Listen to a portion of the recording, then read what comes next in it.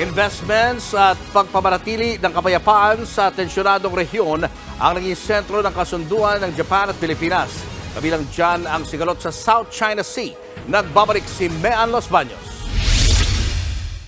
Siyam na Memorandum of Understanding ang pinirmahan ng Pilipinas at Japan sa pagbisita ni Pangulong Bongbong Marcos sa Tokyo at katumbas ito ng 14 billion pesos na halaga ng investments. Ang ilan daw sa mga ito ay extension ng kontrata ng ilang Japanese companies na may nauna ng investment sa ating bansa, habang may 20 kumpanya naman ang nagbigay ng update sa Pangulo kaugnay sa pledges sa binigay noong nakaraang Pebrero. Sa kabuuan, nasa 169 billion pesos daw ang halaga ng actualized investments mula sa nakaraang Japan trip ng Pangulo at magre-resulta daw ito sa mahigit 15,000 na trabaho. Kabilang sa mga sektor na sakop ng mga bagong investments mula sa Japanese companies ay semiconductors, healthcare, infrastructure, agriculture at maritime security.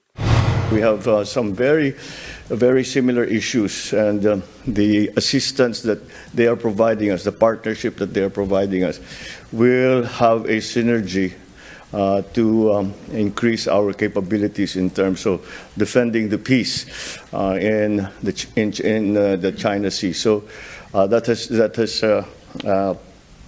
has taken a very large.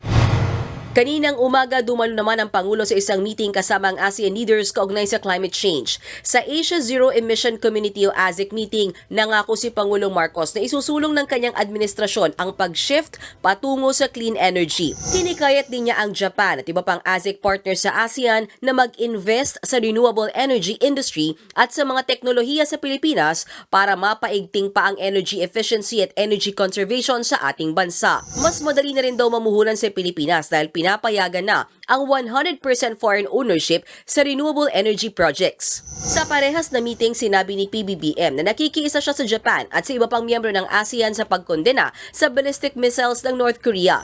Naniniwala daw si PBBM na delikado at mapanghamon ng aksyon ng North Korea. Bantaan niya ito sa kapayapaan ng rehiyon. Sa pagtatapos naman ng ASEAN-Japan Commemorative Summit kahapon, nagkasundo ang Japan at mga miyembro ng ASEAN na lalong palakasin ang pagtutulungan para mapanatili ang maritime security at connectivity. Sa joint statement na nilabas matapos ang summit, giniit ng Japan at ASEAN na kikilalanin ng international law, partikular ang UN Charter at 1982 UN Convention on the Law of the Seas o UNCLOS para mapanatili ang kapayapaan sa Indo-Pacific region kung saan nakapaloob ang South China Sea.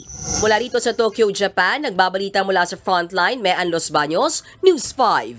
Mga kapatid, Lucy Cruz Valdez po, maging maalam at may pakialam sa mga napapanahong balita sa bansa. Tumutok at mag-subscribe sa News 5 social media pages.